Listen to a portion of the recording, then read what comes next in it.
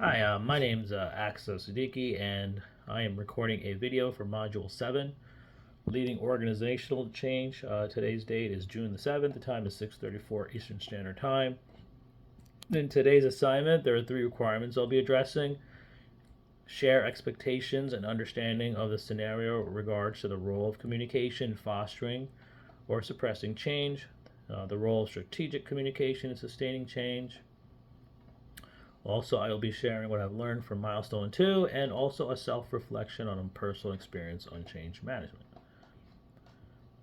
When it comes to managing major organizational shifts, we have to realize one critical truth: communication is the most impactful for dissemination of information.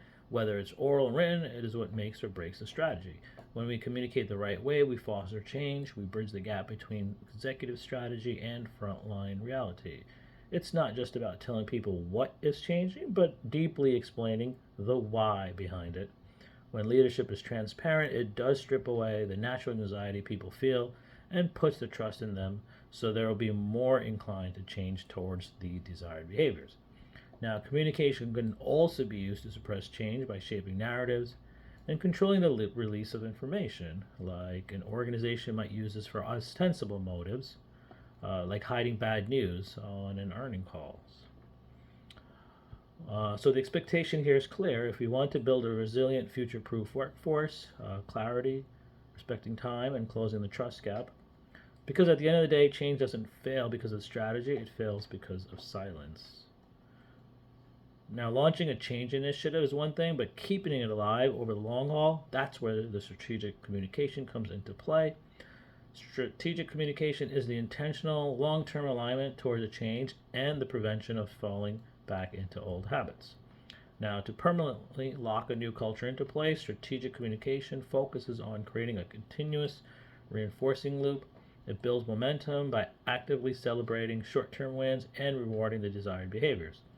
Now, when we align our internal messaging with real, tangible incentives, like tying management bonuses to employee retention, we prove to our workforce that this isn't just a temporary trend.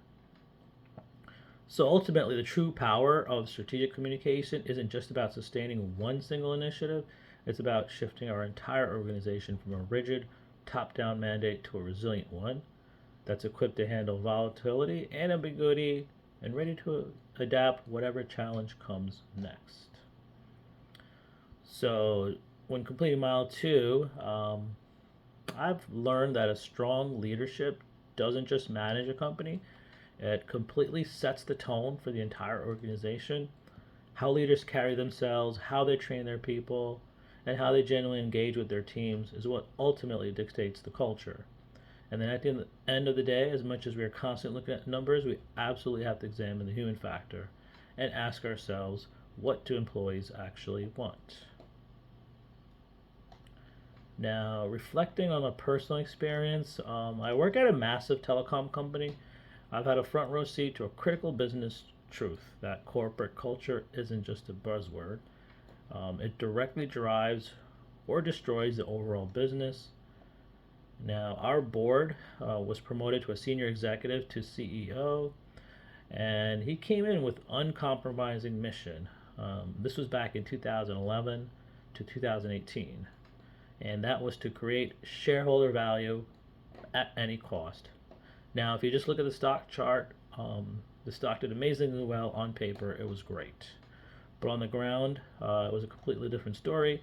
The financial success came at an expense to our stakeholders, employees, like to pump up those memberships, leaderships, slash low margin business units, which meant layoffs. At the same time, they poured an enormous amount of money into flashy acquisitions and handed out bloated dividend payouts.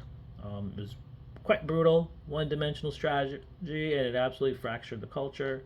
Overnight, employees were treated like people, or not like people, but more like numbers on a spreadsheet.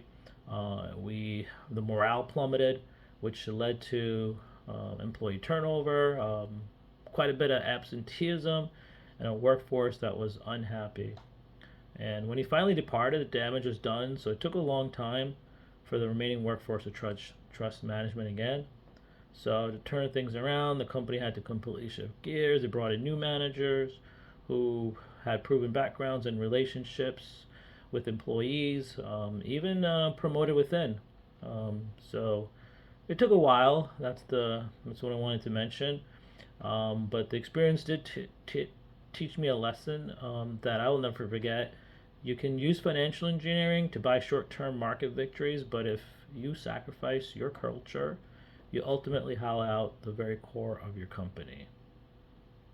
So thank you for watching and listening to my video, and have a great day.